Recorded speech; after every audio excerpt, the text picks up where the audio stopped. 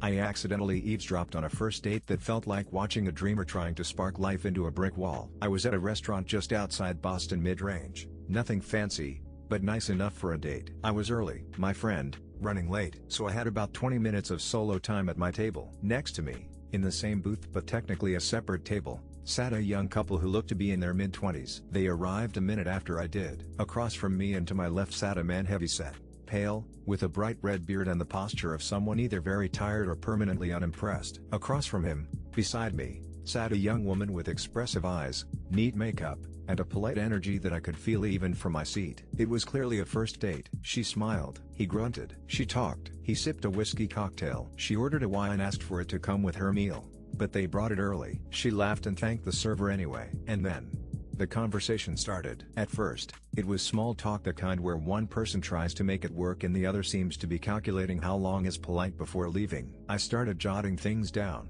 not with judgment, but curiosity. I do this sometimes when alone in public, like sketching, but with words. I have it from long subway rides and solo lunches. She admitted this was her first app date. He said he'd been on a lot. Silence. She asked him if he wanted to know anything about her. He responded, "Sure." "Like what?" She tried again, asked about plumbing. He said he was a journeyman but that there's no difference, really. She tried to relate. "I went to school for 4 years for my job. I always admired people who just dove into work." He said he had a degree in communications. She blinked. "Oh, that's cool." "Surprising, but cool." He said nothing. She confessed she gets nervous on dates and talks too much. Invited him to jump in. He told her, "You're fine." She asked if he'd always lived nearby. He said, "Whole life." She launched into a story. She grew up on a houseboat. Her parents studied whales, like George on Seinfeld, but real. She smiled, looking for a connection. He asked if you can eat whales. She paused.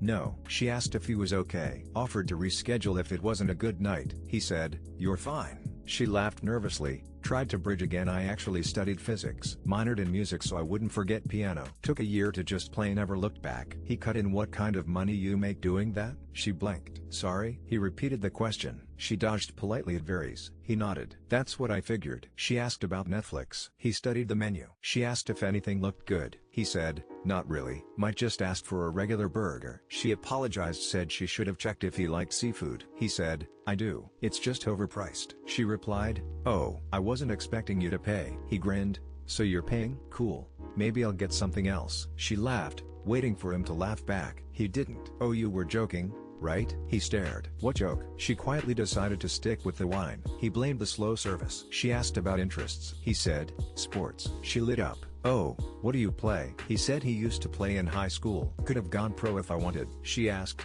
"What else?" She offered a fun one. "Desert island book choice?" He frowned. "Never been to the desert. I don't really travel." She paused, then said, "You know, I'm actually feeling off. I think I might have to call it a night." He shrugged. "Okay." She stood. "I'll go settle this at the bar." He nodded. "Okay." She looked down, hesitant, then said, "Well, have a good night." He waved her off. "Yeah, you too." This was chill. "I'll text you." She walked out. He stayed. Ordered his burger. Ate the whole thing. I watched this quiet unraveling of a one-sided effort, a hopeful human trying to connect with a brick wall of indifference, and I couldn't stop thinking about it. Not because it was tragic or explosive, but because of how common it felt. It's like people aren't just bad at dating these days, they're bad at showing up. Like someone handed them a life and they're just dragging it around, not even curious about the person across the table. Of course, not everyone is like this, but I'm seeing it more, especially among young men. They seem so unbothered, unmotivated, and disinterested in the people they're with, like they're just fulfilling a social quota. Maybe it's burnout, maybe loneliness, or maybe some people are just not meant to date. Anyway,